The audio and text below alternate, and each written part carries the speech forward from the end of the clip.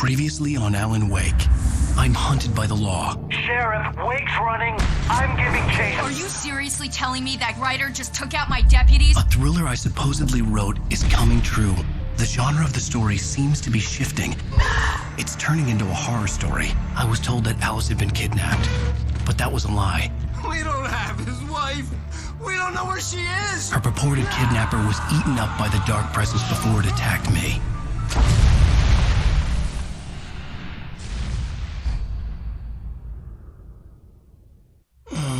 Alan, shh, baby. It was just a nightmare. Alice. There you go, Alan. Hartman. I fell. I had to give you a sedative. Don't fight it. You went through another rough period. What? Right now, it's very important that you stay calm. We don't want you to have another episode. You're a patient at my clinic. Have been for a while now. The shock of your wife's death triggered a mental illness. No, you're lying. You're suffering from various symptoms of undifferentiated schizophrenia. Bastard. It's okay, Alan. Just let go.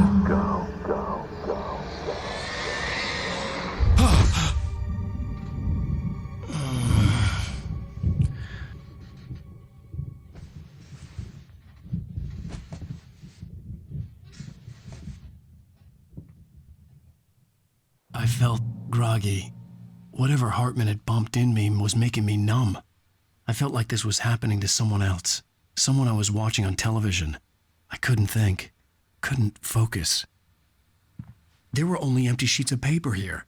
No manuscript pages.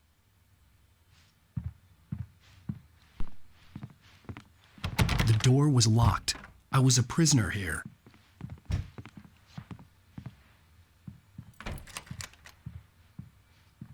Good evening, Alan. Are we feeling better now? Feeling calm? Yeah. I see you brought your pet gorilla with you. So sure, I'm calm. I get the message. Loud and clear. Quite right. That's the spirit. You're being very brave, Alan. I understand you're confused. I would be more concerned if you weren't suspicious of me. I don't blame you for it. Big of you. Now, why don't you come with me? We'll reacquaint you with my clinic and go over everything you might have forgotten. Little walk and some fresh air? Yes, it will do you good. This corridor is for patients. Most of them aren't here right now. Jack took them out for a fishing trip, except for the ones who are particularly vulnerable, of course. I encourage creativity as a part of the recovery process here at Cauldron Lake Lodge. I specialize in treating artists. I bet you do. Splendid, Alan. I honestly believe we can get this thing under control if we work together. This way, Alan.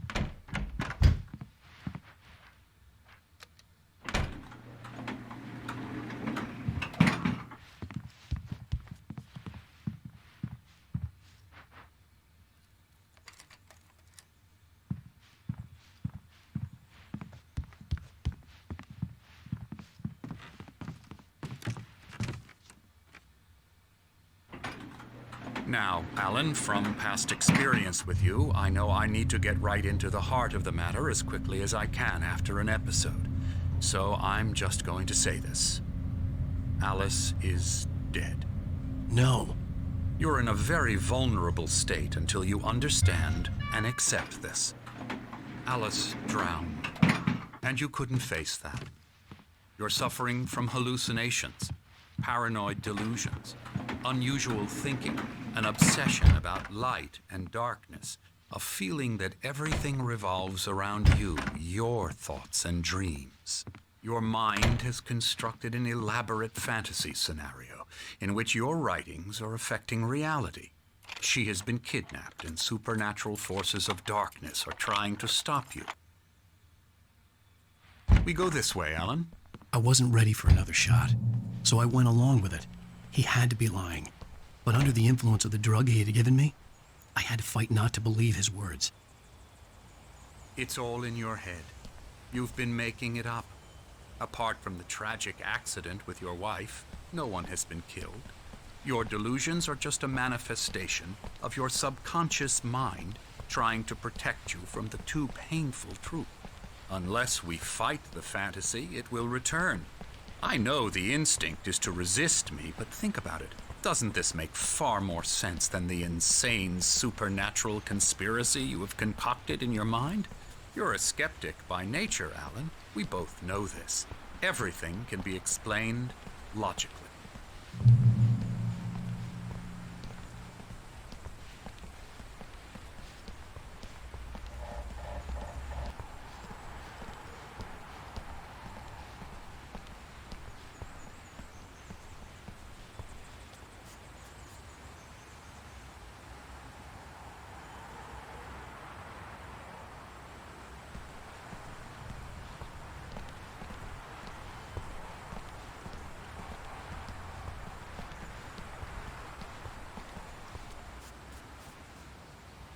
I never get tired of this view. Very inspiring, isn't it? Cauldron Lake spread below us. I could see Mirror Peak on the other side of the lake. I thought I could make out the spot where Diver's Isle had been when I arrived with Alice. Now there was nothing but waves. It seems there's a storm coming. Funny, I don't recall there being a mention of that in the weather forecast. Well, no matter. This way. Follow me. Alan, what I'm telling you is good news. Right now we're in control.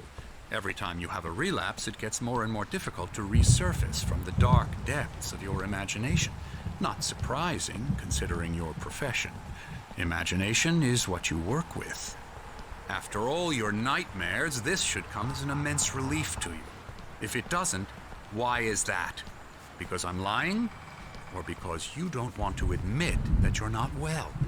It's very natural for you to think of me as your enemy. It's part of the illness. I let him talk. After all, Hartman I'm the obviously one loved trying his to own bring you voice. out of the His world words you've echoed constructed madly for inside yourself. my head. But I dug my can't do nails it into by the palms of myself. my hands to stay You need focused. to work with me. Once you accept that, we can begin the journey towards your recovery. Come along. Let's go inside.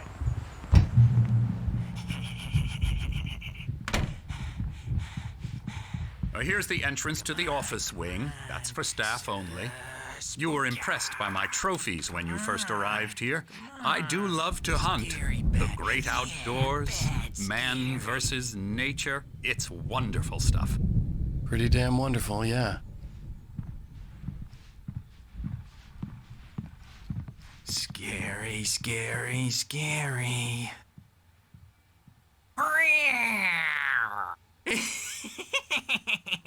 Emerson.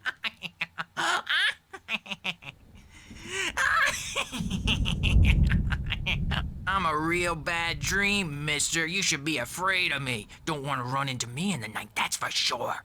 Please, Emerson. Mr. Wake is confused enough as it is. Yeah, you'd like me to go away so you won't be scared. But you can't just decide what kind of dream you have or when you have it. Emerson. Okay. Sorry. Boo. That's Emerson. We're actually making some progress with him, I'm happy to say. He works on Elbow video strike. games. Ooh, yeah. It's trash, of course, but it does I'll get involve him some to the head. small creative effort, which makes him receptive to my therapeutic methods. No kidding.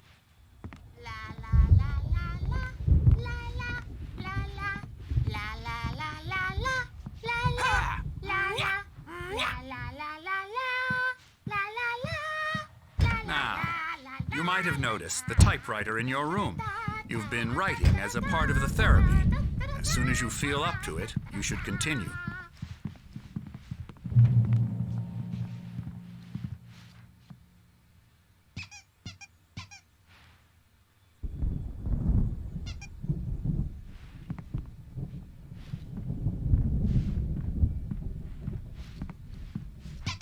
My rheumatism's killing me. There's a storm coming. Oh, what a storm. I hope it wipes this place off the face of the earth. And these two are the Anderson brothers, Odin and Tor. They had how should I put this? A heavy metal band in the 70s and 80s called Old Gods of Asgard. They even adopted new first names to complete the image of Viking gods. After the band broke up, they lived on a farm nearby. They are, well, in advanced stages of dementia. They're well cared for, TLC and all that. There's nothing more that can be done. I'm afraid that the rock and roll lifestyle has left its mark. Oh, that won't do. I'm so sorry to cut this short for now, Alan. The power has been acting up. I'd better go check on it. We'll continue this soon. Meanwhile, when you feel up to it, return to your room and try to write. It really is for the best. Don't you think? I'd like to bash his head in with a hammer. Oh, he'd love to fish out our secrets, but he has no clue. He's not crazy enough. Not crazy like us, Sonny. Yeah! Being crazy's a requirement, Sonny. Who else could understand the world when it's like this? It takes crazy to know crazy. That's the sanest thing I've heard in a while. Zane! You're all right, Tom. Hey, we like him, don't we, bro? He's got to go to the farm. The Anderson Farm. Valhalla! We wrote it all down lest we forget. A crash course. All you need to know to get your head right. You need to find the message. Here, Sonny, here's something for you. Gave me a rash, but I kept it safe from these bastards. My head was clearing up, or according to Hartman, I was sinking back into the fantasy. I was convinced he was lying to me about everything. Crazy or not, the Andersons made more sense. Zane could feel the poems, taking form, shaping things. As he experimented, he imagined he could almost feel the power surging through the keys of the typewriter. It exhilarated him.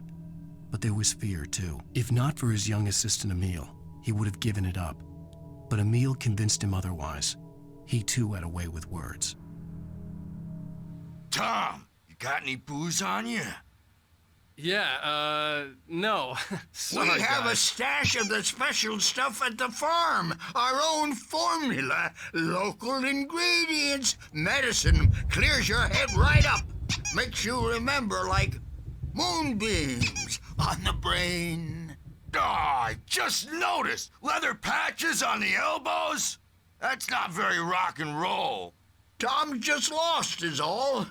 Baba Yaga got to him too, the damn witch. She used us all. Taken from all of us. Took my thunder, the witch. And my ravens, what were they? Memory and thought, the hag. She took something from you too, didn't she? That's what she does. We're better off. This place, the lake, it gives you power. If you're a creator, an artist, a god. Nightmares shifted in their sleep in the darkness of the lake. Yeah, that's the one. She makes sure it comes out twisted and wrong. Just ask the lamp lady. She knows what happened to that other rider. She's been using you, boy, and you let her. You went and opened the door for her, didn't you? Now, it was already open a crack. And whose fault is that? We're morally corrupt, disease-ridden, old and stupid. Doesn't mean he had to open it all the way, goddammit.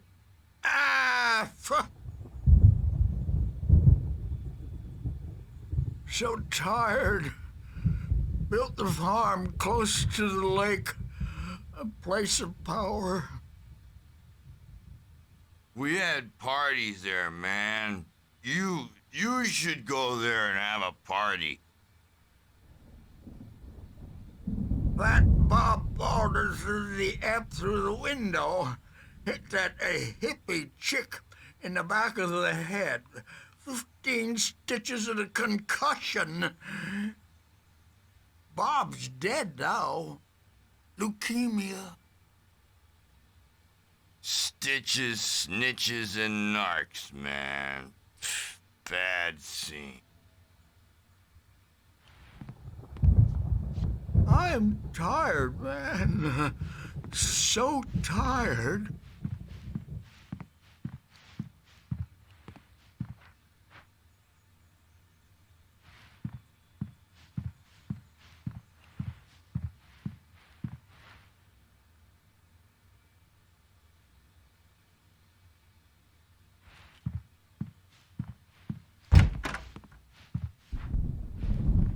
I'm a bad dream, and you can't wake up.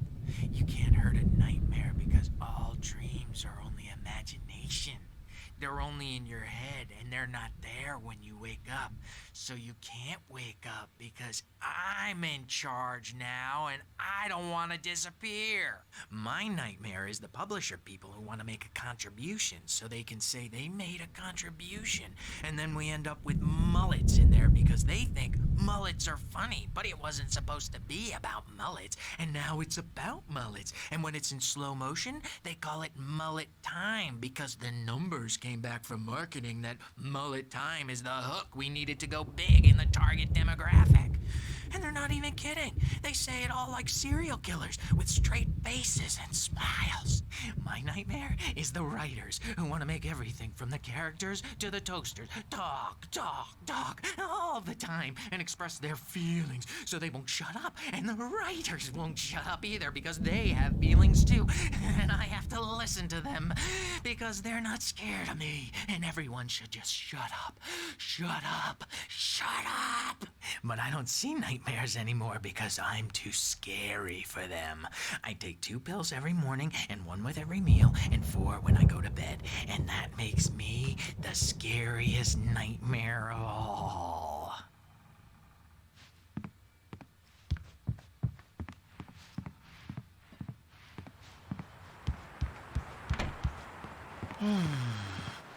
Oh, hello. I've painted you. Okay. I was just struck by inspiration a couple of days ago.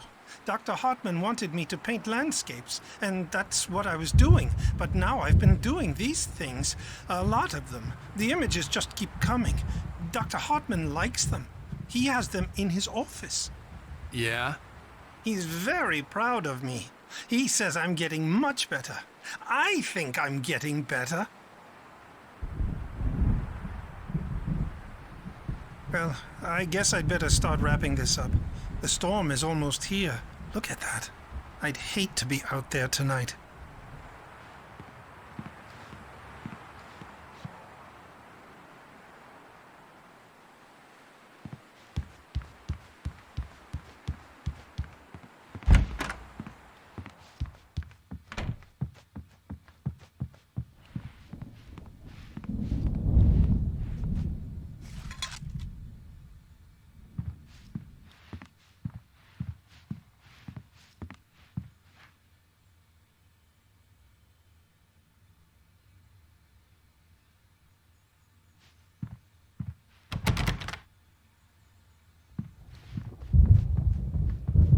Hey, Wake, why don't you humor Dr. Hartman and give the writing a shot, huh? The typewriter's in your room. You can get to your room by those stairs, Wake.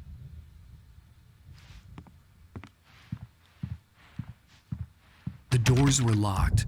Hartman and the nurses would have keys, but there was no way to get my hands on them.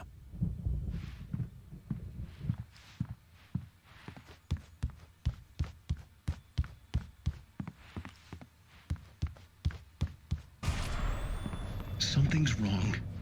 I'm not myself. It's hard to think that there's a shadow inside my head. I can only focus on writing. Everything else is a blur. I'm trapped in this cabin. Have been for days, but it's always dark outside. My editor is real. I saw her again. She's not human. It's not human. A dark presence is wearing the old woman's face. She was covered in clinging shadows. There's a hole in her chest where her heart should be. I think I've made a horrible mistake. I don't think I'm any closer to saving Alice. It's been lying to me, using me to get the story it wants, and the story will come true.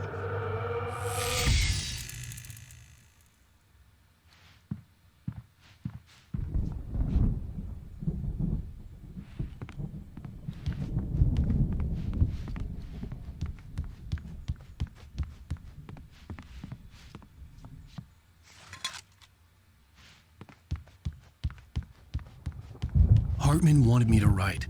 I knew I couldn't, but I figured I should just play along for now. It was the only thing I could do with Nurse Birch watching me like a hawk. Hartman had mentioned that the power had been acting up. Maybe that was the reason for the generator and the work light on the balcony. The generator hadn't been activated, and there was no key.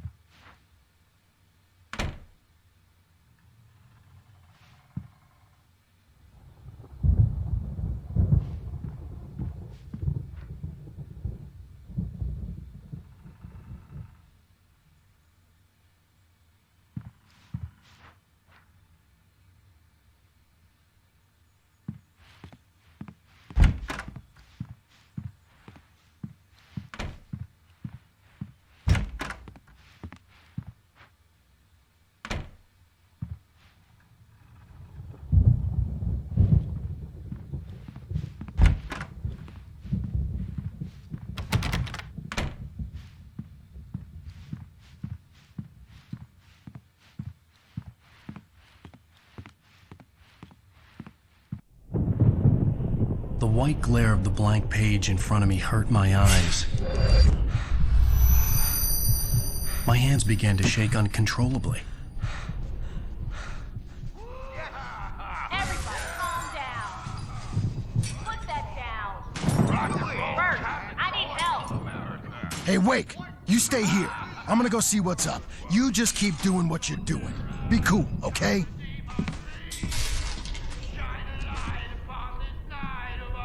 I didn't know what the chaos was all about, but it could be my only chance of getting out of here.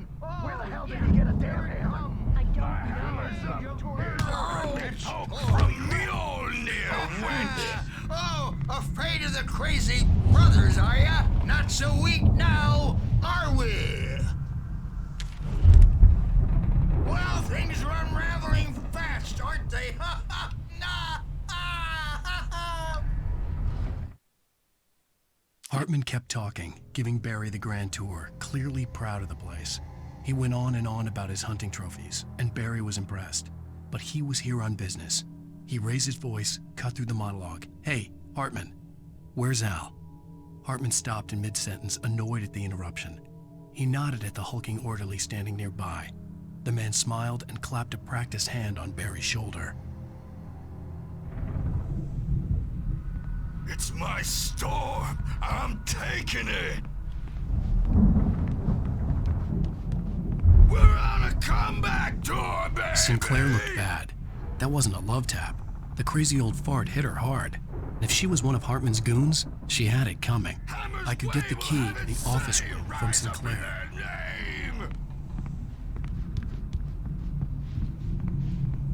The backstage is all yours, Tom. Seize your destiny.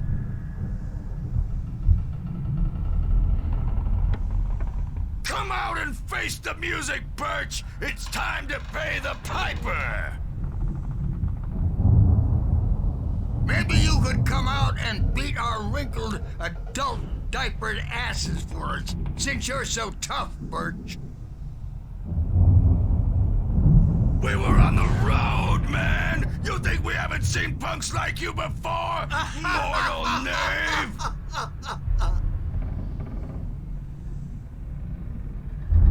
Yeah, you better hide, Birch. My wrath will break you. He's probably kidding, Birch. He's got a great sense of humor. Just ask Sinclair. Oh. Children of the Elder God, scourge your light upon the dawn. I had to get to Hartman's office. He had taken all my manuscript pages. That's where he'd been keeping them. I wish I had my axe. Oh, memory and thought, jet black and clawed.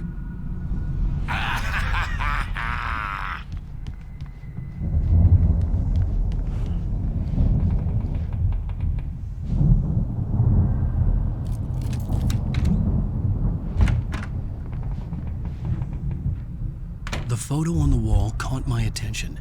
In it, the clinic staff was standing outside the lodge. I knew the man next to Hartman. He was the kidnapper. Hartman had been playing me all along.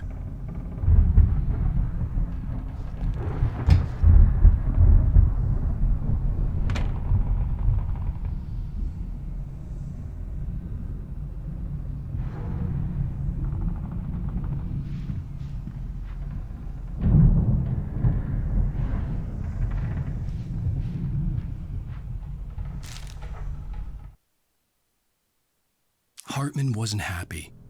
Mott could see it in his eyes. He quickly lowered his own. He had made a mess of it, and he knew it. The shame of failure was hard to bear. He hadn't expected Wake to say he needed more time, and he blurted out 2 days, less than Wake had asked for to show him who was in charge. But that wasn't part of Hartman's plan.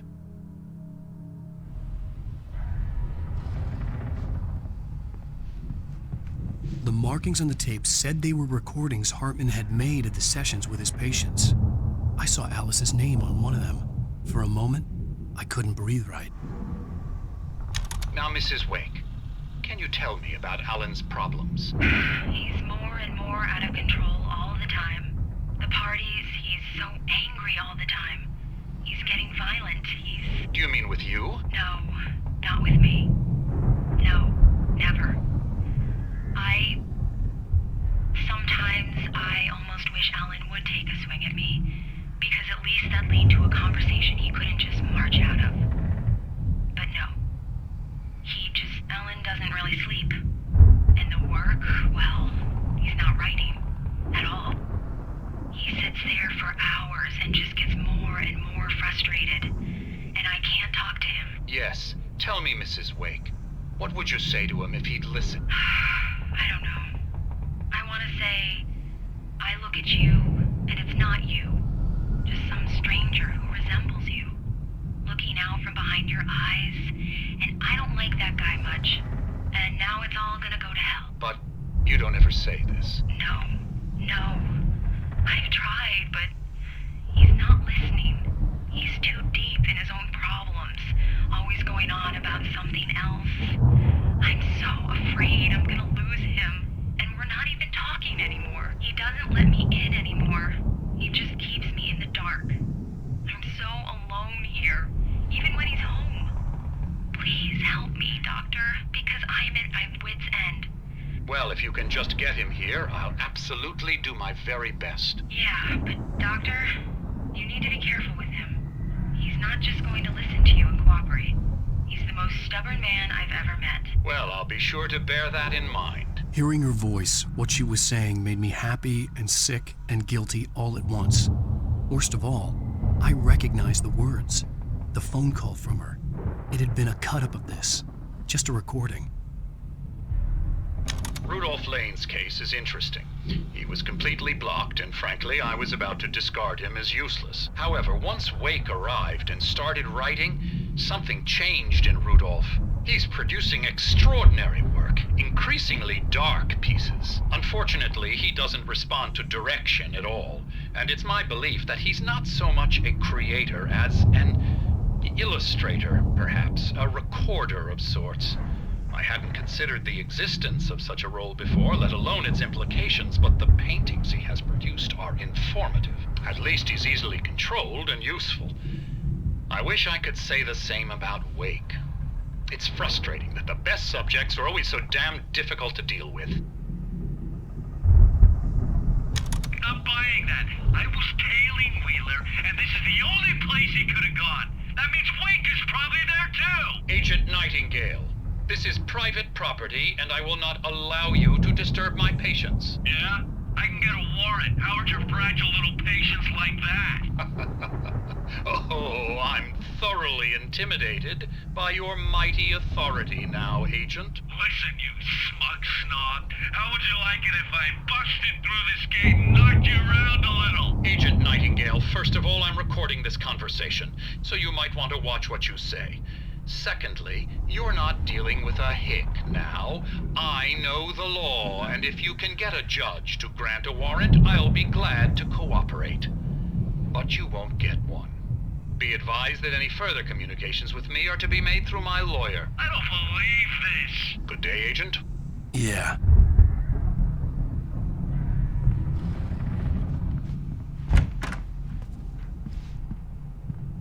Let me out of here!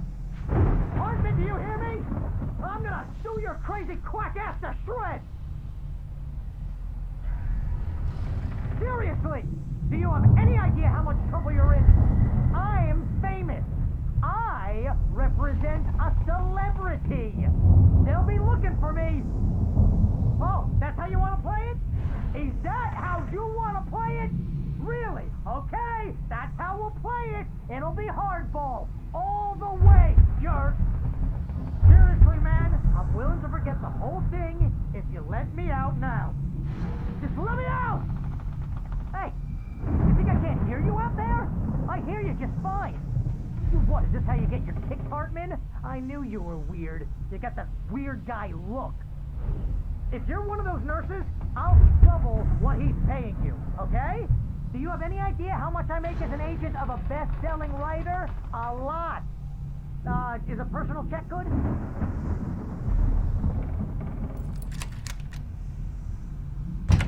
Barry? Ow! About time! Barry, man, am I glad to see you. We need to get to Hartman's office. It's right next door. You okay? Yeah. I mean, no! The cops found me at Rose's trailer, but they didn't hassle me too much. I'm obviously a victim in this, and I demanded to be treated as such. Or else I'd sue their asses. Speaking of asses, that Fed gave me a real hard time, but I had no clue where you were. That guy's crazy, Al.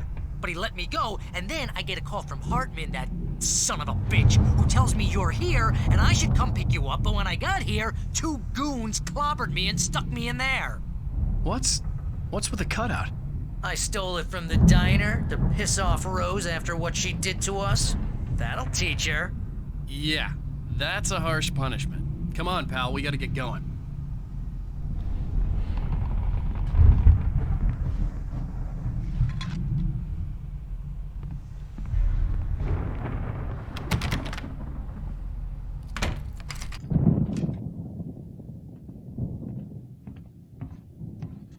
These were all the pages I had on me. And more.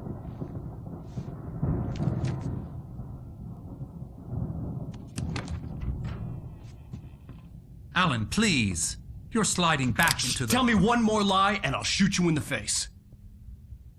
Ah, well, it was worth a shot. Really, Wake, come on. Let's work together on this. You have no idea... Hartman, shut up! Barry, get out of here. I'll catch up with you. Get a car. Oh, Al, let's just... Go! Wake, listen to me. This is a mistake. Don't you see? Together we can create something absolutely wonderful. With your ability and mine.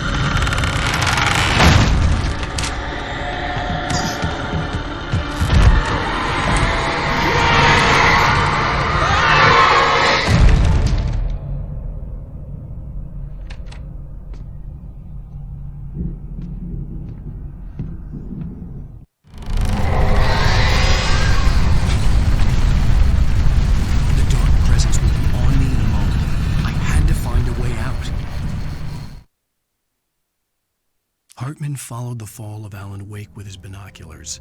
When the rider hit the water, he ordered Jack to take the boat to him. The spot was easy to see in the dark, even with all the extra lights in the boat. The flare floated and kept burning even in the water. Jack turned the radio louder as the engine sputtered. The music was rough and clanking, something the Anderson brothers would no doubt have enjoyed. But Hartman chose to ignore it. Wake was finally within his reach.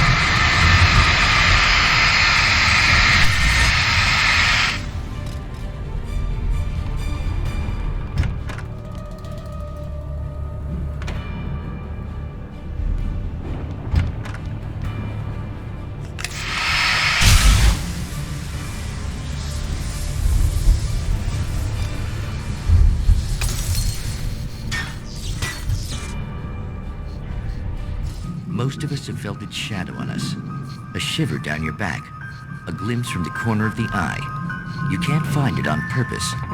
But take a wrong turn, board the wrong bus, wonder where you are when you wake up, and you will find yourself in the small town of Night Springs. Tonight's episode, The Doomed Samaritan. Sometimes, even the simplest things prove impossible. Consider, you get in a car and leave a life behind. Easy? Not tonight. Thanks for the ride, Mark. I'm so glad to be leaving this place. You have no idea. What, Night Springs? Come on, Linda. Relax. It's not that bad. Hey, what's that up ahead? Oh, God. There's someone in the road. I think there's been an accident.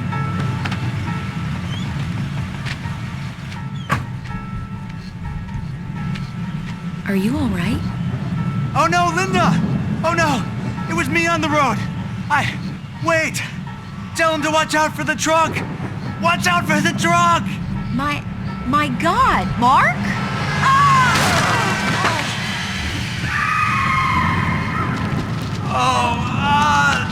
Oh, please! God, no! Linda! Thanks for the ride, Mark. I'm so glad to be leaving this place. What, Night Springs? Come on, Linda. Relax. It's not that bad. Hey, what's that up ahead? Oh, God. There's someone in the road. I think there's been an accident.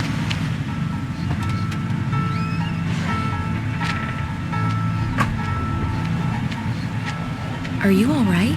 Oh no, Linda! Oh no! It was me on the road! Wait! Tell him to watch out for the truck! Watch out for the truck! My God, Mark? And there you have it. A vicious cycle, brutally punctuated by the blast of an air horn and screaming metal. Many roads are dangerous, but none more so than the one that leads away from Night Springs.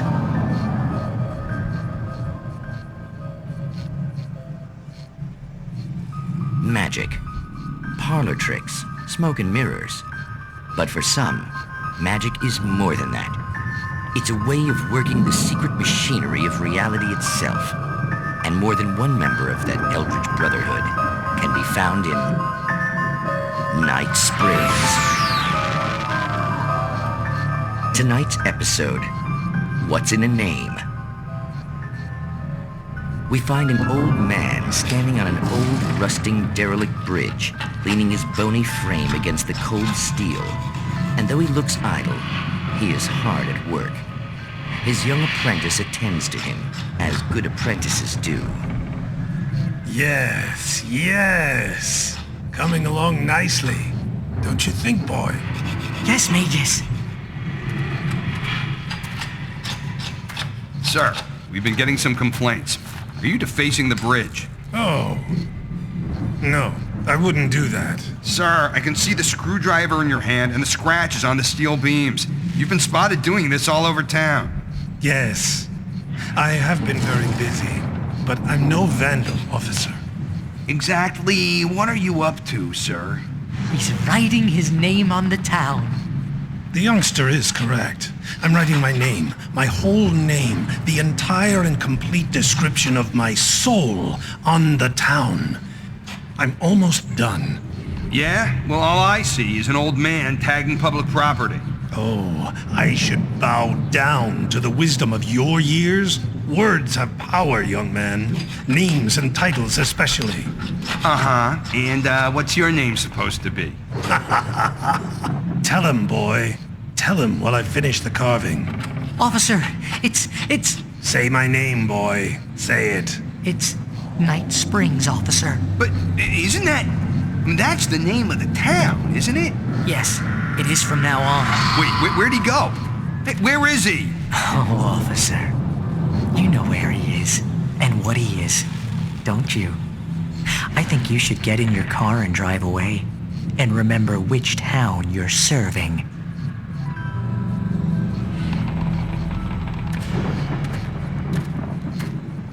Your will be done, Magus.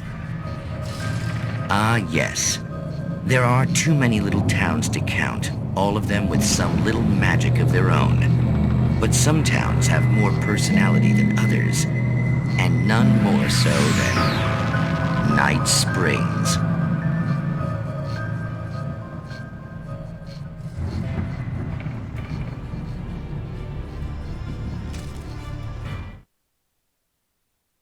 Hartman knew he was no creator. He had no ambitions on that front, and he certainly didn't want to end up like every artist he had worked with here, damaged in ways that were hard to describe, or worse. It was enough for Hartman to maintain creative control and provide direction, to be a producer. That was what most of these people were in need of anyway. Of course, suitable subjects were few and far in between.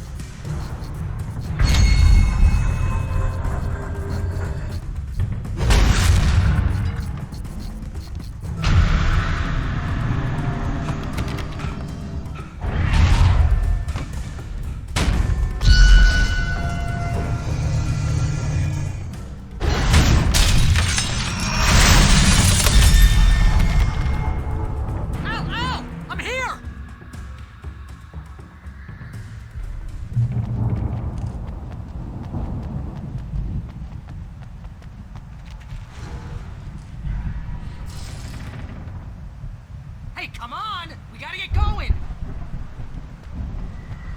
I found the car, but the gate's locked. You're gonna have to go through the hedge maze over there! Barry, I don't have a light. Take this, Al! Oh, God! Look at the house, Al! Look out!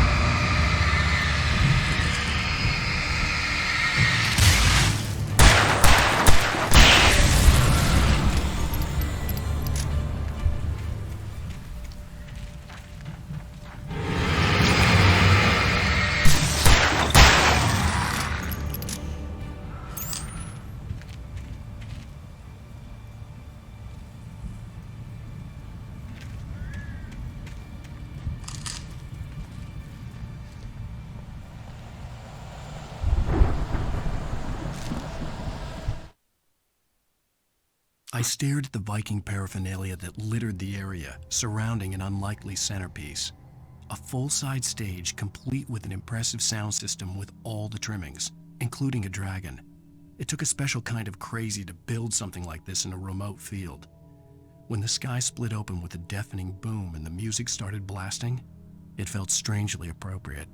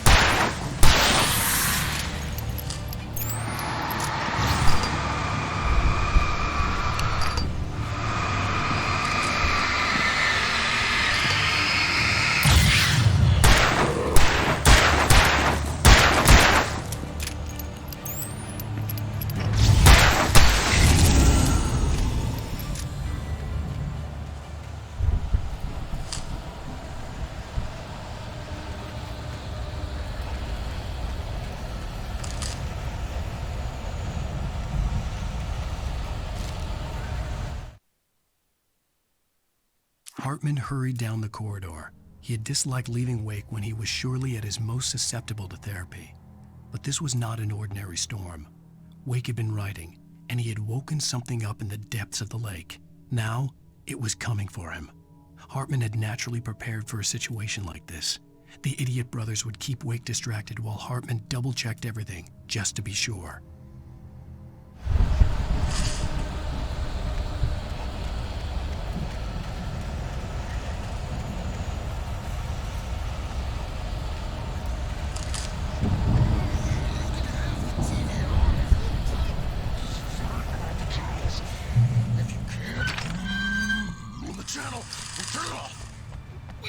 Fighting it makes people mad.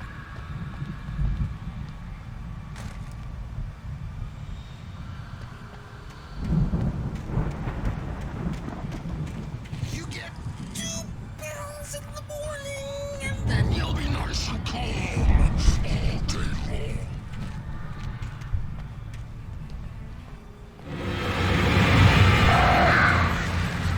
You get 3 pills in the evening.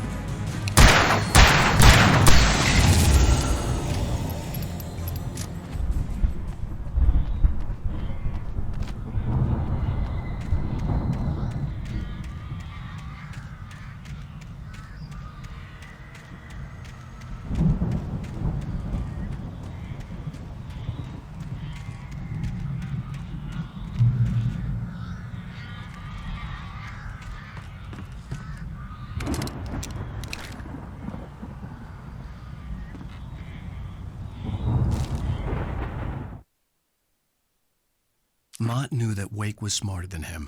Wake had more money, a beautiful wife, everything. And Hartman said Wake was important. That made him better than Mott. But Mott was calling the shots now. He'd expected Wake to whimper and grovel, but instead, he seemed willing to fight. Mott knew he'd gotten under Wake's skin. If only Mott actually had his wife. The thought made him shiver.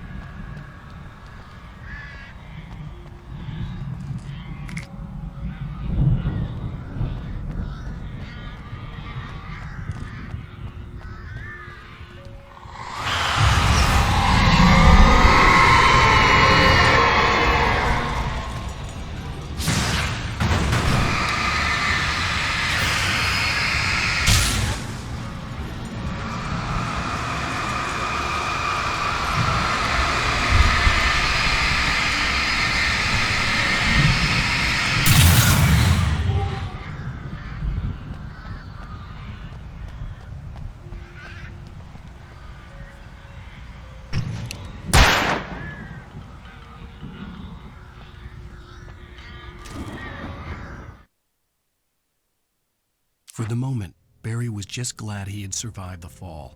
He had been separated from Al, and there was no easy way to climb back up. He told himself he'd be okay in the gloomy forest at night. He would just have to wait for a while for Al to find his way down. Barry turned when he heard the heavy footsteps and saw the movement. The man-shaped shadow lunged at him from the bushes, an axe held high. Barry screamed and threw up his hand. The world exploded.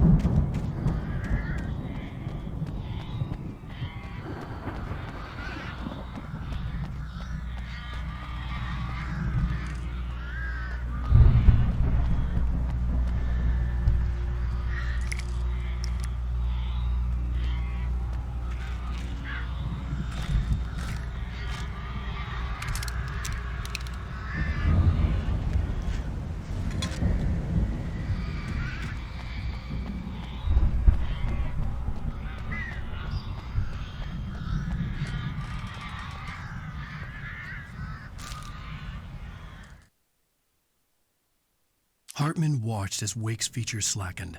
The man was bullheaded, no doubt. Even lying on the bed, he'd almost broken Hartman's nose the second time.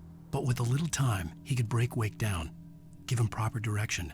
Wake was easily the most promising subject he had had. Well, since Tom, really. "Sleep well, Alan," Hartman whispered with a smile. "Let me take care of you." He sniffed hard to clear his throbbing nose, swallowed blood, and barely tasted it.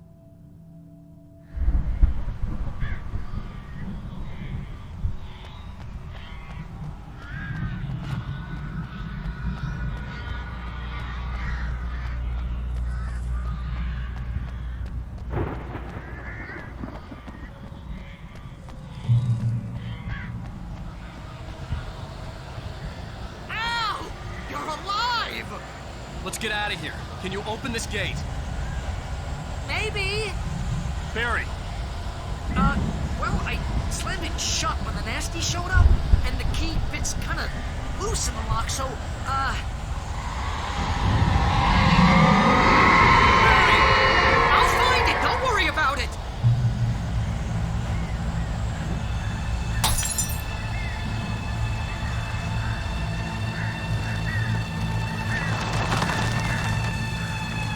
Hurry up, Barry!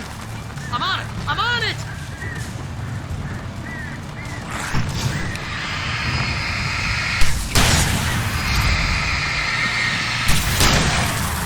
Gotta be here! Just hang on, Al!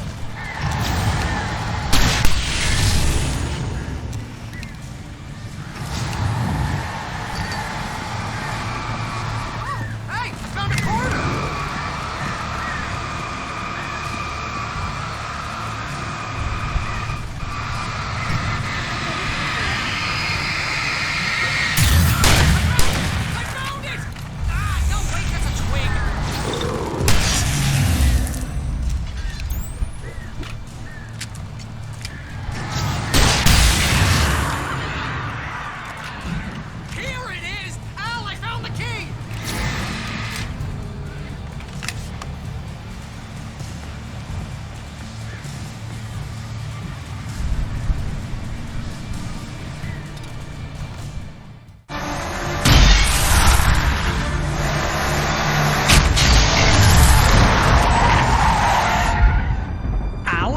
Tell me we're headed for the nearest "You're now leaving Bright Falls. Come back soon" sign.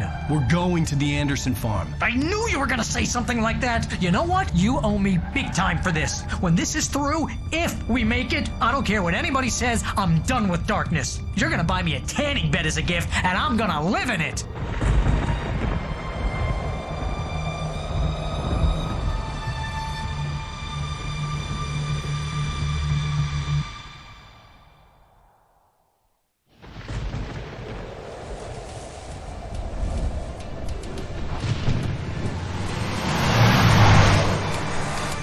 I'm crazy, but that's fine, Barry. Oh, you got that right, Al. You're barking mad. You are by far the craziest... But maybe that's inevitable when you deal with crazy stuff like this. It helps. This is happening, Barry. Alice, they never had Alice. She's trapped in the darkness at the bottom of the lake, but she's not dead. Al, how can you know that? I know, Barry. I can... Al, No, listen. I can bring her back. I can find her. There's something special about this place. The lake, it does something to the works of art created here. It makes them come true. But there's a catch. The dark presence, whatever that thing is, twists it to its own ends. That's why all of this is happening. It's using my manuscript to take over everything. Al, I believe you. It happened to Thomas Zane before, it happened to the Andersons. I believe you. Crazy or not, you're not delusional. Weird shit's going down. That's a fact. I'm on board, man. I'm with you. The Andersons knew about it, but they were too far gone to tell me with all the drugs they were on. But they wrote it down. There's a message somewhere at their farm, Barry. We just need to find it. Look out!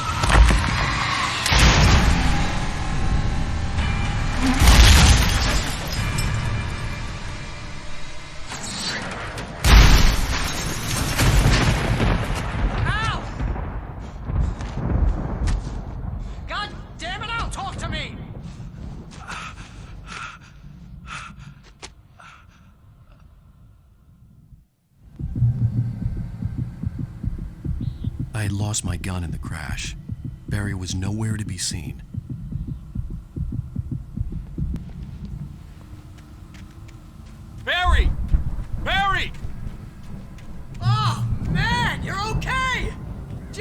good to hear your voice! I was trying to get out of the car, but the ground gave way. Man, what a drop! And don't worry, your cutout is fine.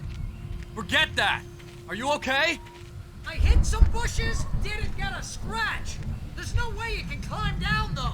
It's like a sheer wall. Ah! Al! There's something moving down here! Barry, it's a take-it! Use a flare, Barry! Oh! Yeah! Barry, are you alright? I'm good, Al! I'm great! Guess you never messed with anyone from New York City before, huh?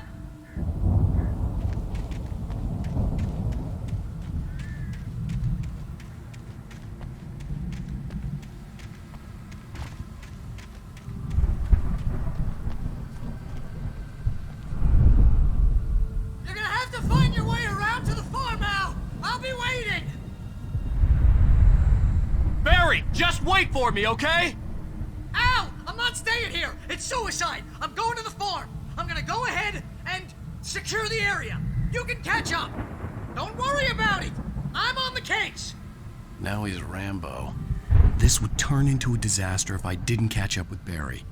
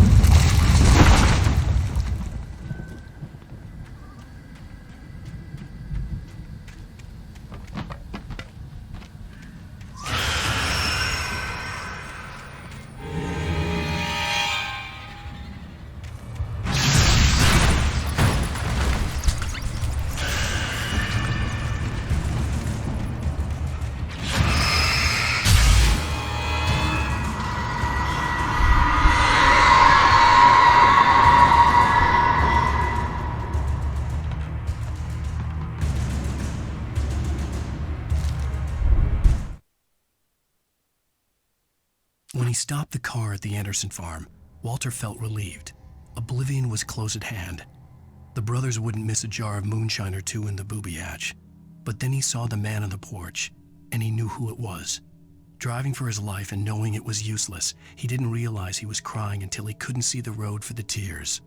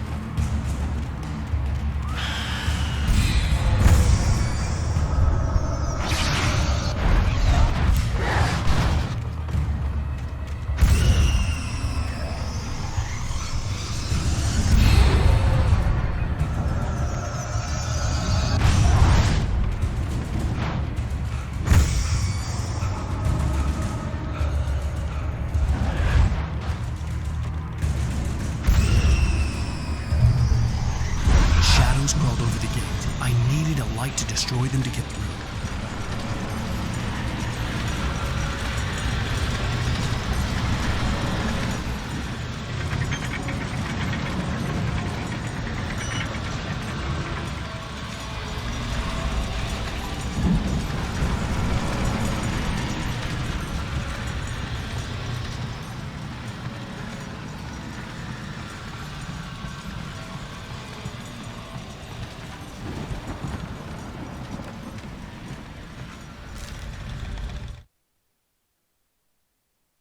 Agent Nightingale stared at the passed-out rider. The man was sleeping off one hell of a night. Nightingale felt a stab of envy at Wake's oblivion.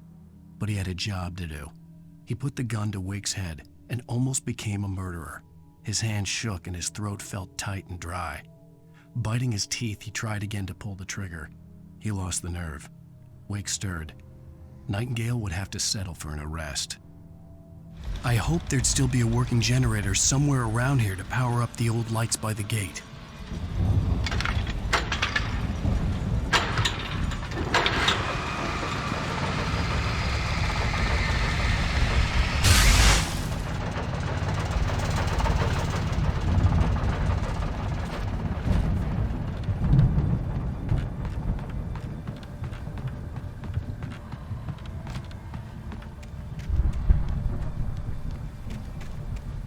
I could sense the movement in the woods ahead. Facing the enemy without a weapon was dangerous, but I had no choice.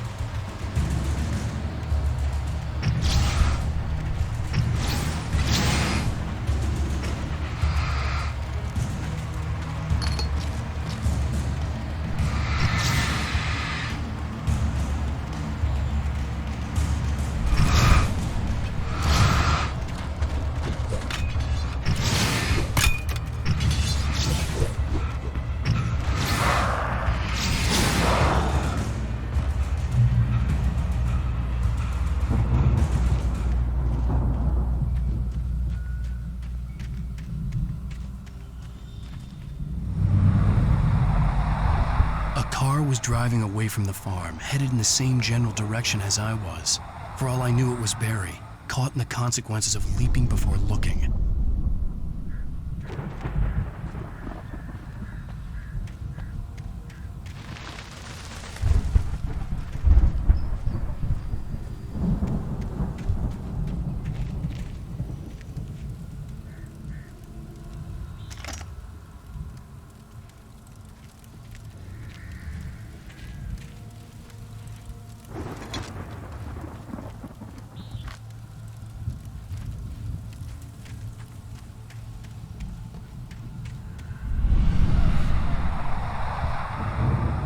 Was heading for the cabin up ahead. It wasn't far. If it was Barry, I would see the damage soon.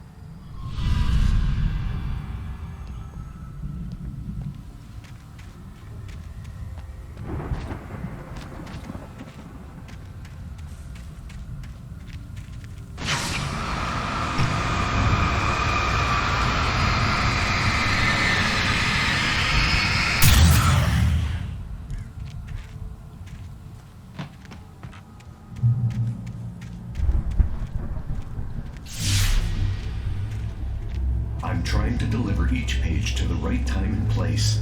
I'm trying to show you how the story goes. I had seen glimpses of the light before. I had seen it in my dream. It was a strange spaceman or a diver in a bulky suit. He was the one who'd been placing the pages on my path.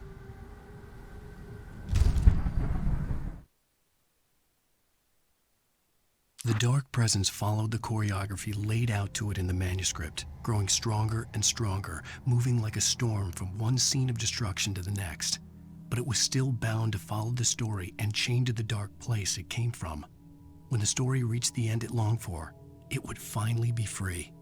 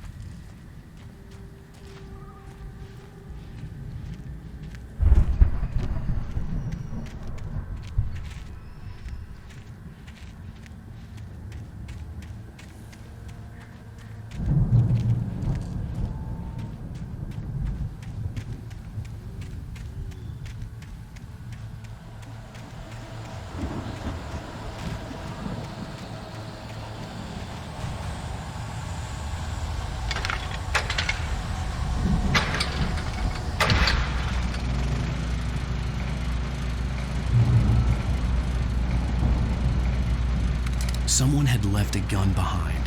Now I had a fighting chance of reaching the farm.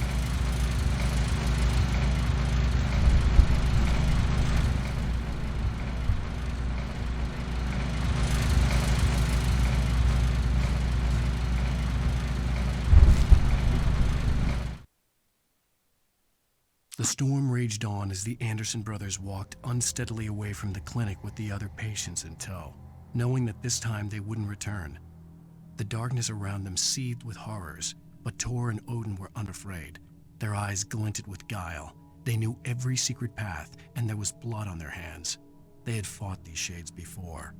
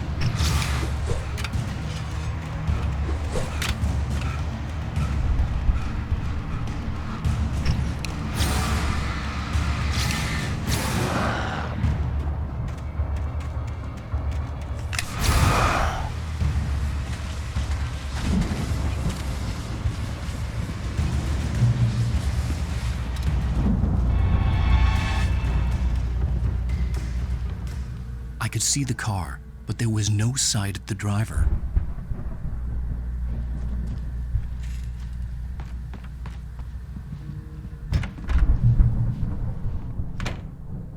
Hello? Anybody here? Barry!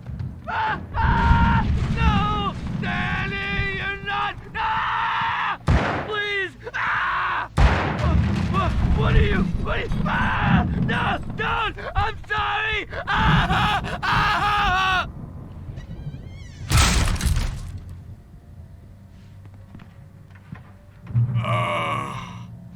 I know you. You were in jail the other day. I went to the farm again for the moonshine, you know? It makes you see. They're not gonna miss it.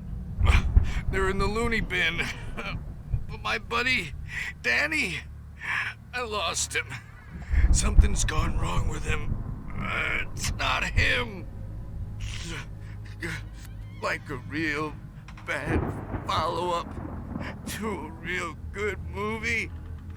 The best friend's suddenly the bad guy.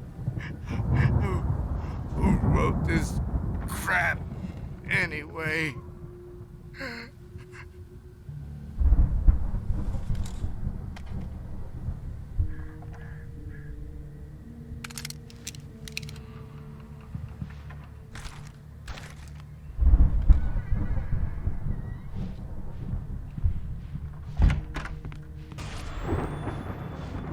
I've run through every possible course in my head. If I continue like the Dark Presence wants me to, the story I'm writing won't save Alice. It's a horror story, and it's going to kill her, and me, and everybody in this town. No one will survive. Darkness will consume everything. This is what it's wanted all along. It will be free, unstoppable. It used Alice to get to me, dangled her in front of me to keep me going. It was never going to release her. I'm going to change this. I'll escape. I've written myself into the story. I'm now the protagonist. This feels like a terrible risk, but it's the only way to save Alice. I'll be bound by the events of the story just as much as anyone else who's been woven into it. The story must stay true for this to work. There have to be victims along the way, near escapes, cliffhangers. In a horror story, it can't be certain that the hero will succeed or even survive. He almost has to die. I'll write my own escape into the story next. I need help. Zane's going to be the one who will help me. I'll make it happen.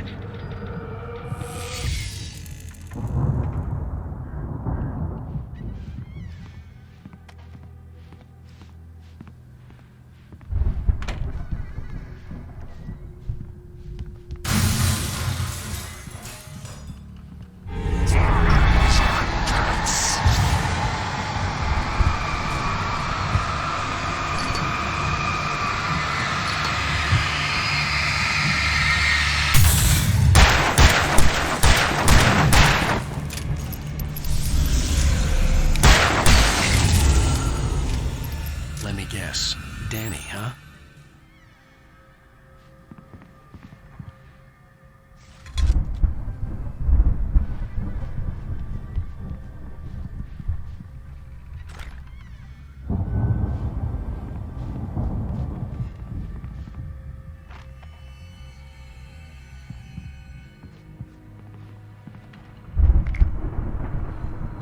The front door was locked.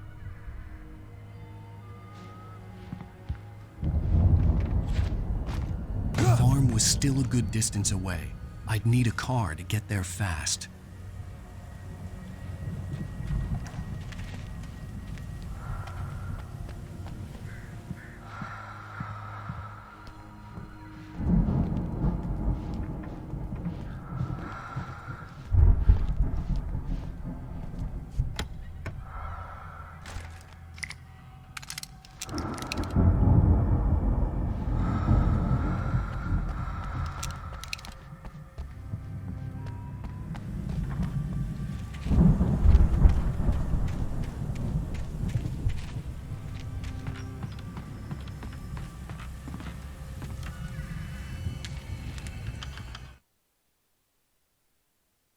For a moment, Hartman considered strangling the idiot. Mott was mean-spirited, but easily manipulated, an emotional infant who lived for his approval. Wake, by contrast, was a far more difficult subject. Mott had given him too much leash. In 2 days, who knew what could happen? Hartman would have to find a way to rein him in, and quickly.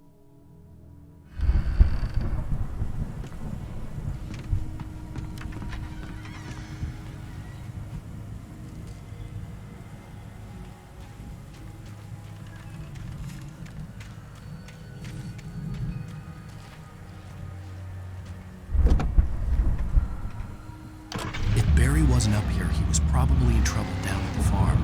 For a moment, I felt bad for doubting him. After all, I'd made it this far myself. But Barry was Barry.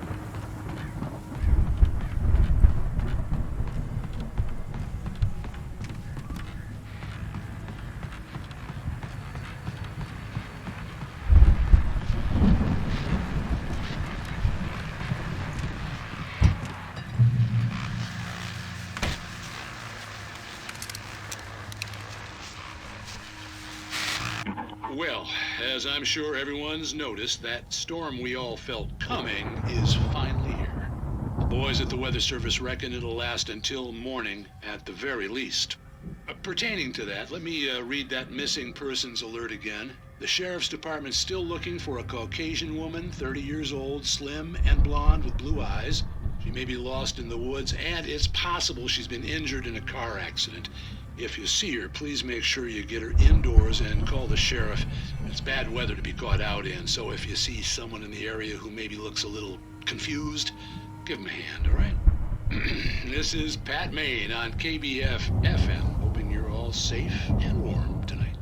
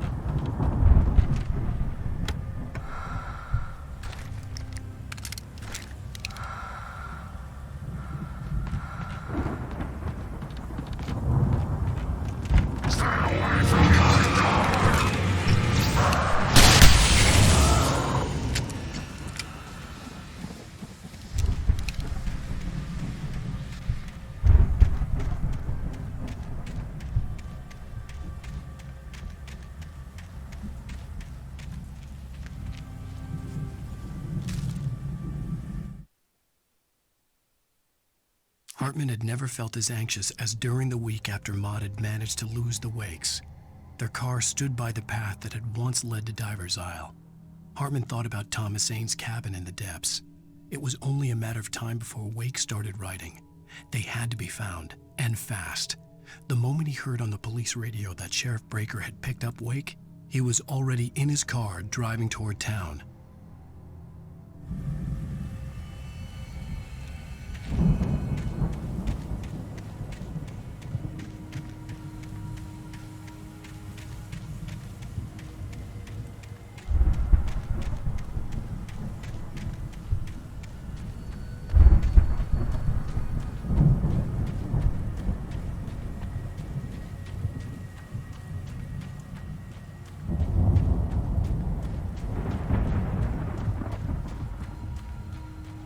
I'd known the brothers used to be some kind of rock stars, but it hadn't really sunk in until I saw this stage.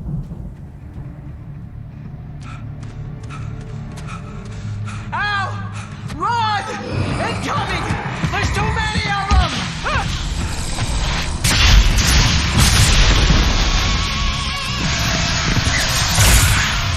God damn!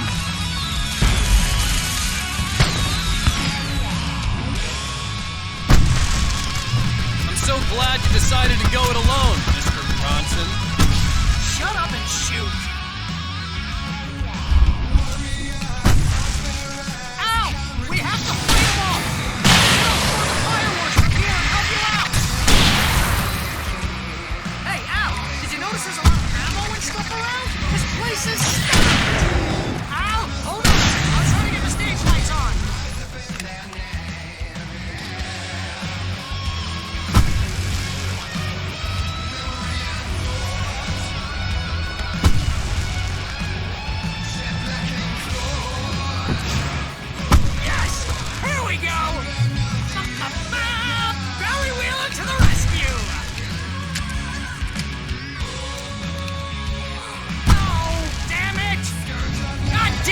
Sentry wiring! Hang on out! I'll get them working again, I promise!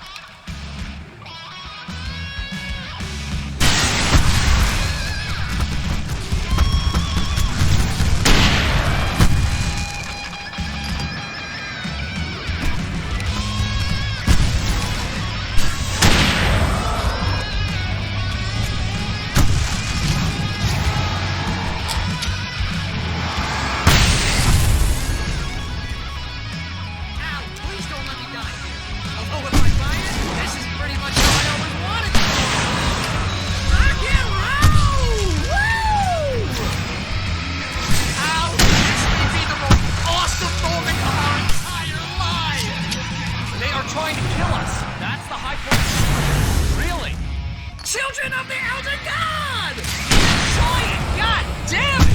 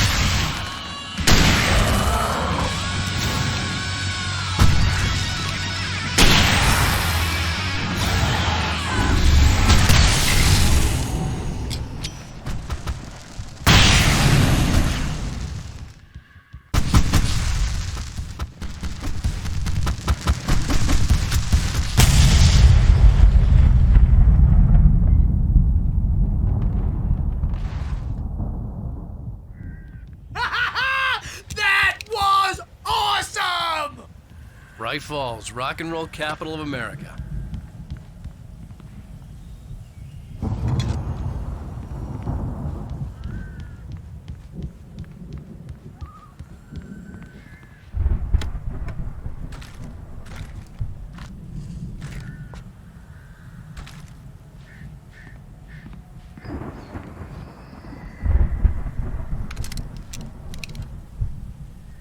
Hey, Al! This way to the farm!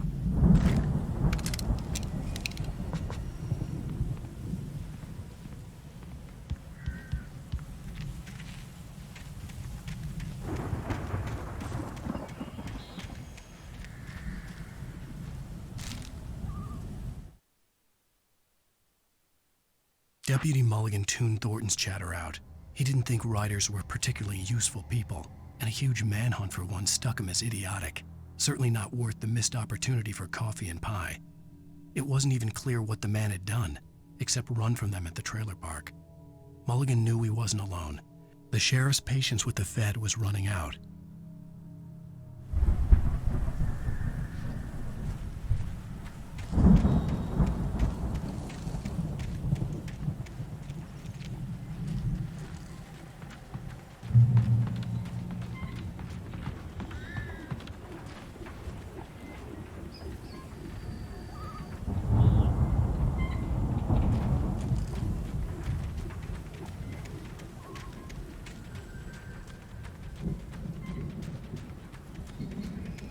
See, bestseller? No reason to worry. Your cutout's good as new, right where I left it.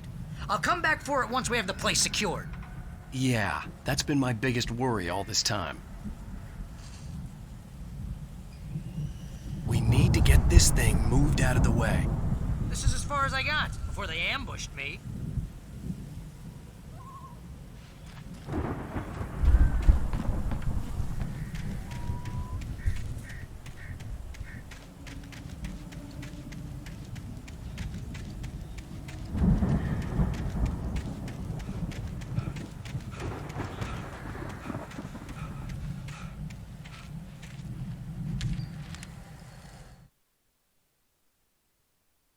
As the deputies hauled Wake and Wheeler away, Agent Nightingale eagerly examined the stack of papers Wake had been carrying.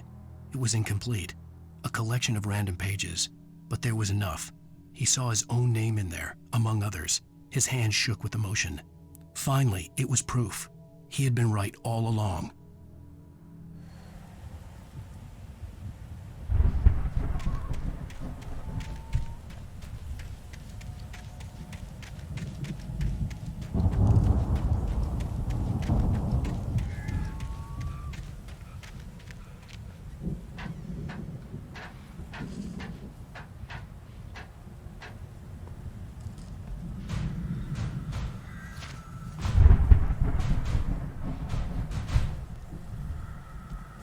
I think Alan Wake here has something to say.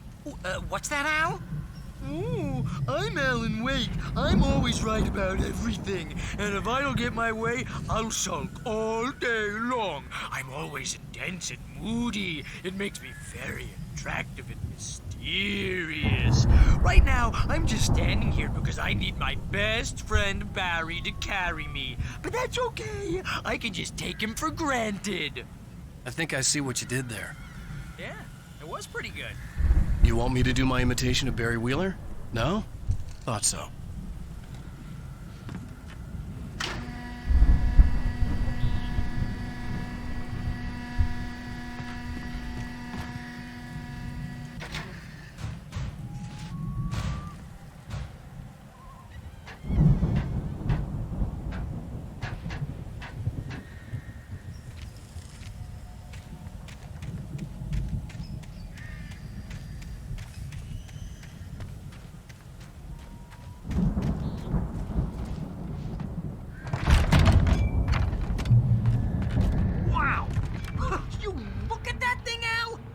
Went all out with this Viking crap, didn't they?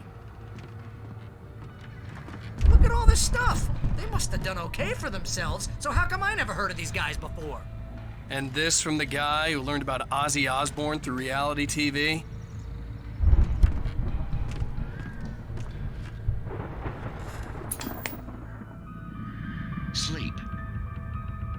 spend a third of our Night dreams in its Springs. soft embrace, Man, somewhere brings between back memories. fantasy and Hey, oblivion. remember when I got you that gig? But Your dreams first have a way real of writing forcing job. What got themselves you into started? life, Was this one of your or vice episodes? versa. In Night Springs. Tonight's episode, The Dream of Dreams. That's by someone else. We join Mr. Jones as he explores the endless dreamscape, only to be brought to a sudden stop by a decidedly mundane situation. A long line of people. Hey, Jones, right? Listen, we're gonna have to wait until His Highness over there is good and ready. Oh, wow. Who's that? You don't know him? What are you, noob? He's the guy dreaming us. Well, not just us. He dreams everything. All of this. But wait, no. I'm the one who's dreaming. I'm asleep. Isn't this my dream? Oh, yeah. Sure. Get real, pal. You're just another dream. I'm a dream. You're a dream. The weirdo in the diving suit is a dream. And the girl made of smiles and sunshine is definitely a dream. But I'm pretty sure I'm dreaming this. Well, maybe you're a really confused dream. What am I, a shrink? All I know is I'm going with the smart guys, and they say that's the guy doing the dreaming. Right there. I don't know what that means. It means we keep him happy. No sudden falls. We make sure he has his clothes on when he goes out in public. No chases where the monster is nipping at his heels and he runs like crazy, but his legs don't seem to get him anywhere. None of that. Because if he wakes up in a cold sweat... Yeah, precisely. So we wait till he wants to move on. Keep things nice and calm. Hey, something's happening here. Yeah? What's that? What? Can't you hear that? Oh, God help us, it's an alarm clock. Oh, it's you, isn't it? Please, man, I got a wife and kids. Please don't wake...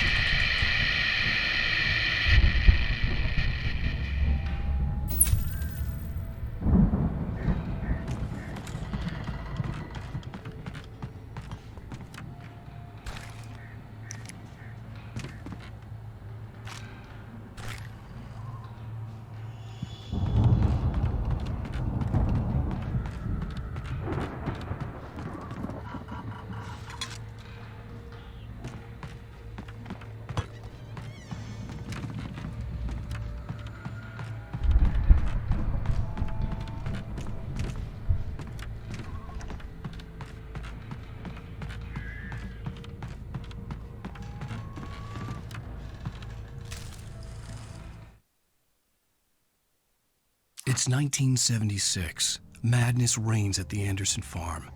Contrary to all logic, the headiest ingredient of their moonshine is unfiltered water from Cauldron Lake. The Andersons feel like gods. Odin can't stop laughing.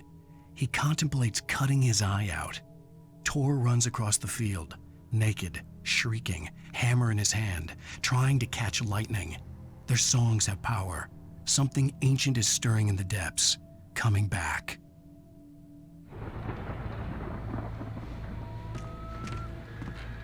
The Viking boat looked imposing, almost like a battering ram.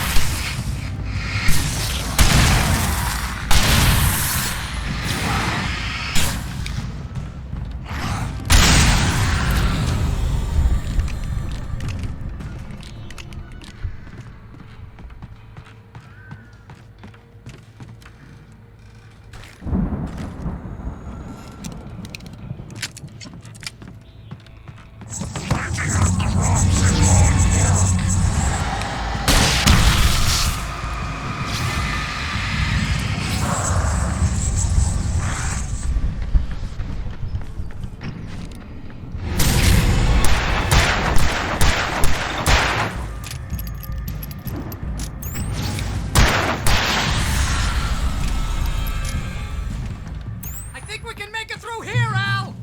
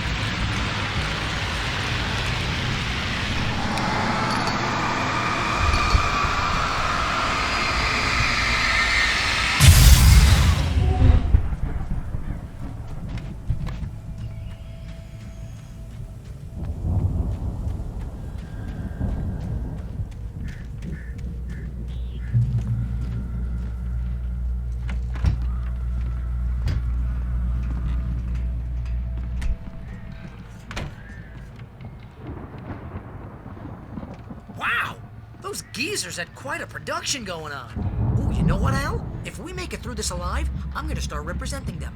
Yep, sell this stuff online, maybe get a reality show going, release a new single. Good luck with that, pal. Hey, you find us a way out of here, okay? I'm gonna take a closer look at this stuff.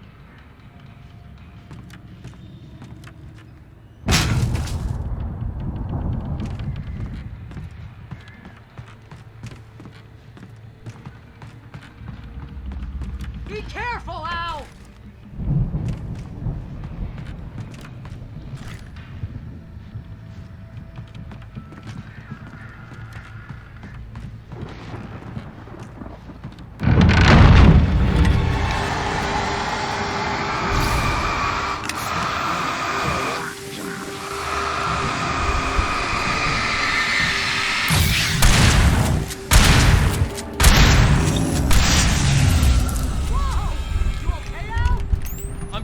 Keep your eyes open, okay?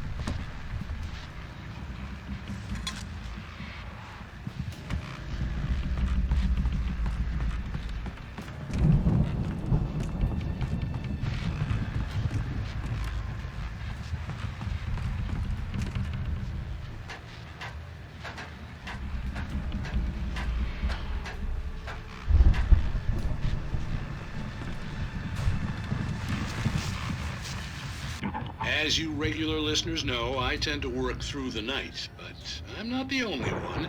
Deputies Mulligan and Thornton are taking a couple of moments off their busy schedule to join me here in the studio.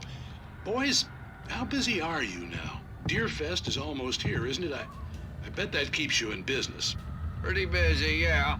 Actually, Pat, we've been real busy with other stuff, which concerns an ongoing investigation. We can't talk about that, Thornton. I wasn't gonna say anything. I was just saying we got, other irons to fry. And how would you compare your workload to last year's? Things have seemed relatively peaceful to me, but people do tend to get a little wild this time of year. Oh, it's wild, Pat. It's pretty wild. There's been all sorts of trouble this year. Vandalism, fighting, public disturbances. A lot of people gone missing, too. Yeah, it's pretty much the usual stuff, Pat. Just, a lot more of it.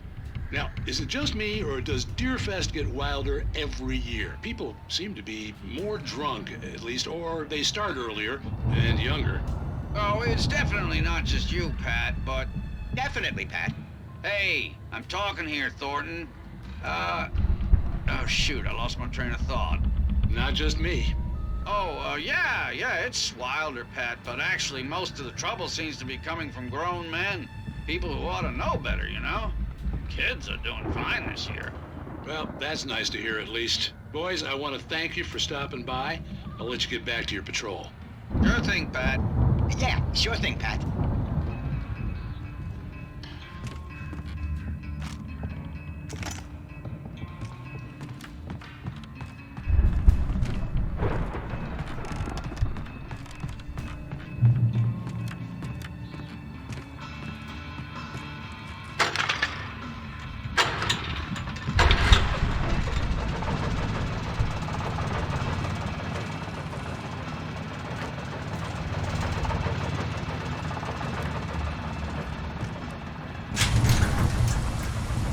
see the building that had to be the Andersons' home on the other side of the field.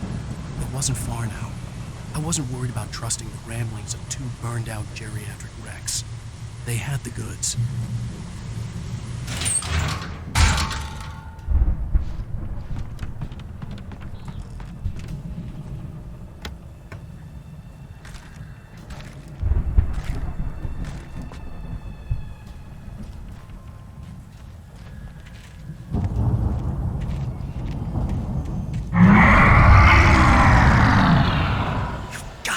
Kidding me.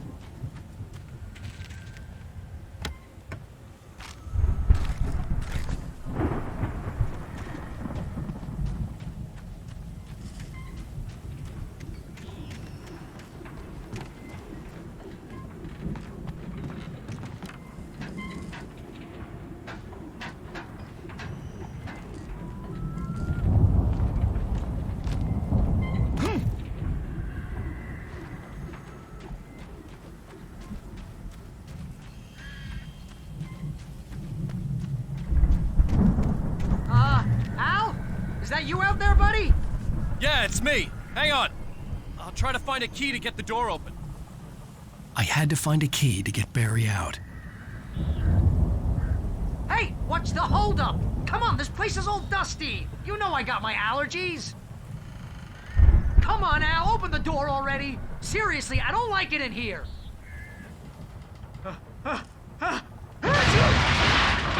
Holy crap! I think I lost some body weight with that one.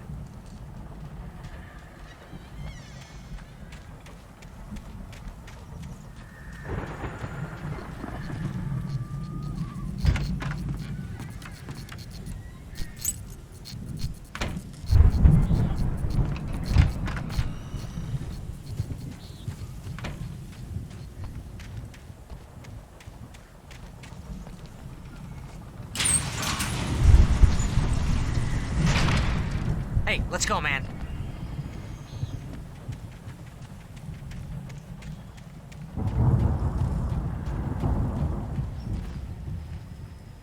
I think we're gonna have to work together to open this gate, Al. Looks pretty heavy. Ah! Hey, I think that's the farm on the other side of the field. We're almost there. This farm is a crazy place for crazy people. We should feel right at home then.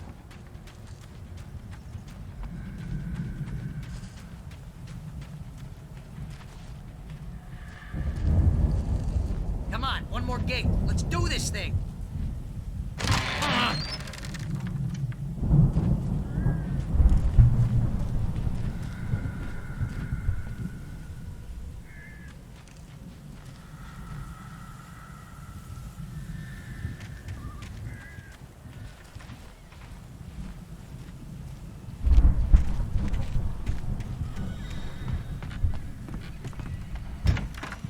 lights are out. I guess we better check the fuse box.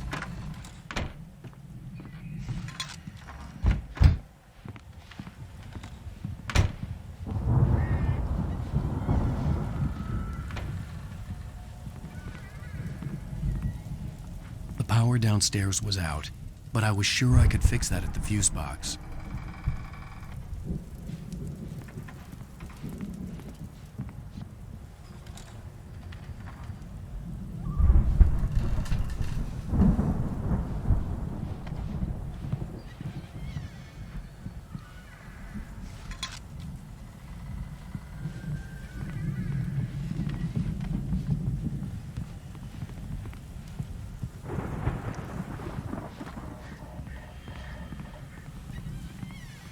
You know, this place looks kind of lived in. I thought the Andersons were in the booby hatch. Yeah, I don't think they keep too close an eye on them at the clinic. They seem to slip away a lot so they can get wasted. No kidding. Those guys sound awesome. Come on, Al, let's get the lights on, huh?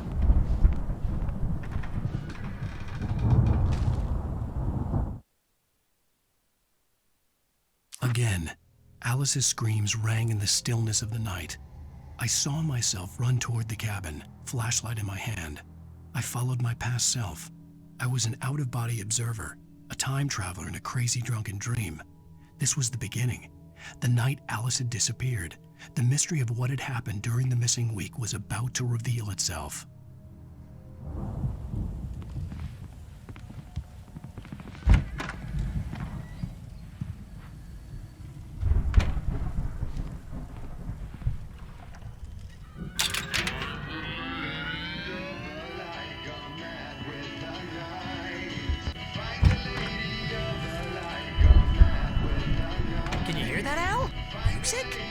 Of course, we need to find where it's coming from.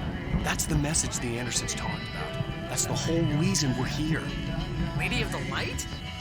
Oh, that's gotta be what's-her-face, the crazy lamp lady from the town. Cynthia Weaver. Right, must be.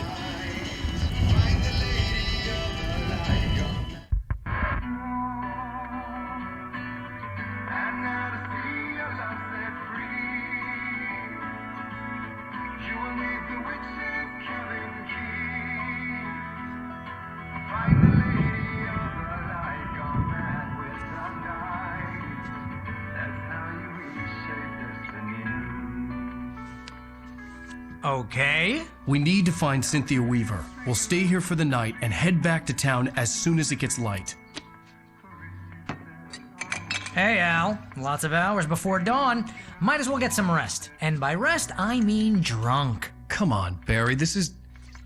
Yeah, what the hell?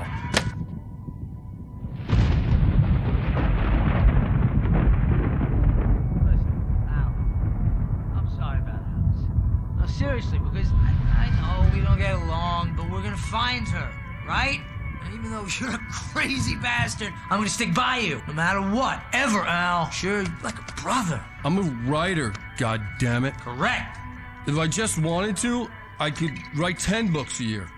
And they'd be the best books that year. No, you couldn't. That's right, I couldn't. But I could, because I'm a writer. What? What do they put in this stuff? I feel like my brain is coming out of my nose. I'm gonna get the recipe off those coots and be a booze millionaire. I just miss her, Barry. I just want her here with me. I know, Al. I know. It's gonna be okay. We're gonna make it okay.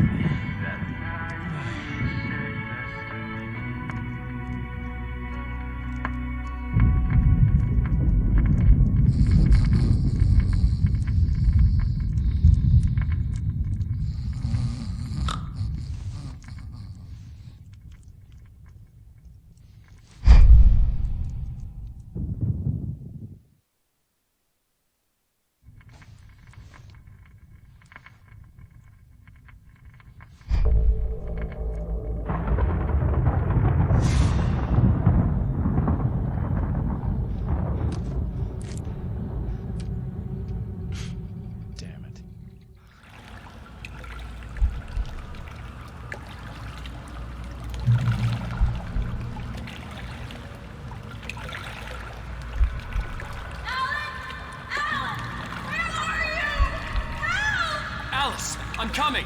It's all right. I'm coming. It was a crazy drunken dream, and yet it was more than that. It was the truth, a suppressed memory unearthed by the Andersons' moonshine. I was there, an out-of-body observer. This was the night Alice and I had arrived at Bright Falls, the night Alice had disappeared. I had a chance to find out what had happened.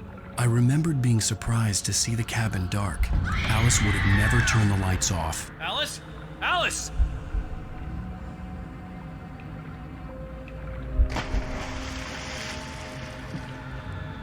I remembered thinking I caught a glimpse of her form underwater, sinking into the darkness. Diving after her was the last vague memory I had of that night.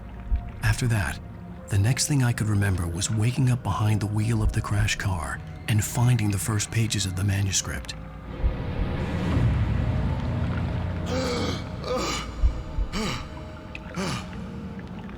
I couldn't find her in all that blackness. I must have thought she drowned.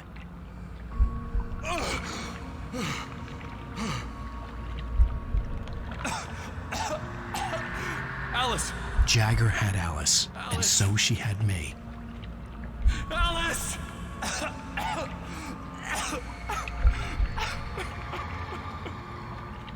I'd been easy prey.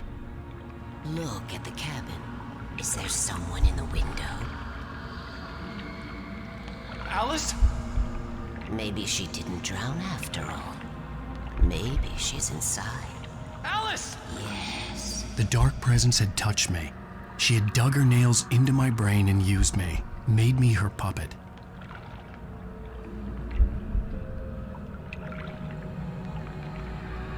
She must be here somewhere. Maybe upstairs in the study. Alice! Yes, that's where she is. You can apologize. Alice! You'll laugh at the whole thing together and put it behind you. Alice? She's not here. You were foolish to think so. No, she's dead. She drowned. No, no, no! It's your fault your wife is dead. You are guilty.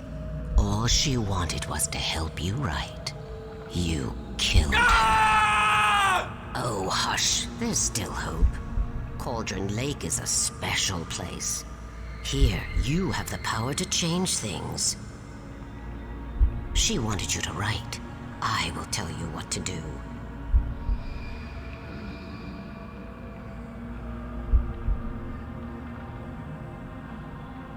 You can write her back. The story will come true, and all will be well again. She had Alice, and the manuscript was the ransom for her.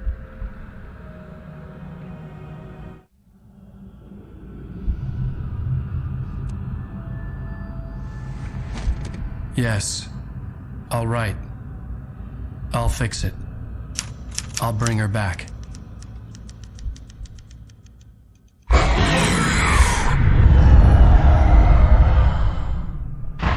No. I wrote it. I remembered it all now. In the dark, I'd written for days, a week, almost a complete manuscript of a novel entitled Departure. Jagger had been my editor, whispering in my ear, making sure that the unfolding story would make her more and more powerful. I thought I was saving Alice. Even with the cobwebs she put in my head, some part of me had been aware enough to write my escape into the story, to bring a light into the cabin to release me before I could finish, to interrupt the horror story before the ending, where darkness consumed everything and everyone. Zane was weak and far away, but I had written him into the story, and his light had been enough to set me free. It isn't here now. I'm here because it was written. I brought the light to set you free. You must hurry. We'll know I'm here. It will be back soon. It stole the skin of my barber a long time ago. She looks so old.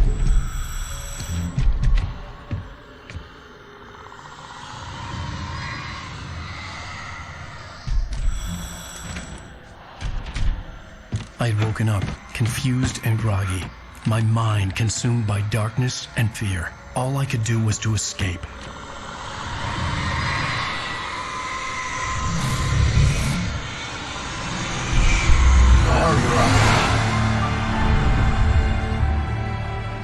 The week spent in the cabin had taken its toll. I was barely conscious and fading fast. It had to have cost Zane terribly, thrown him even deeper into whatever dark place he now haunted. But he had managed to weaken the dark presence, kept me safe that night.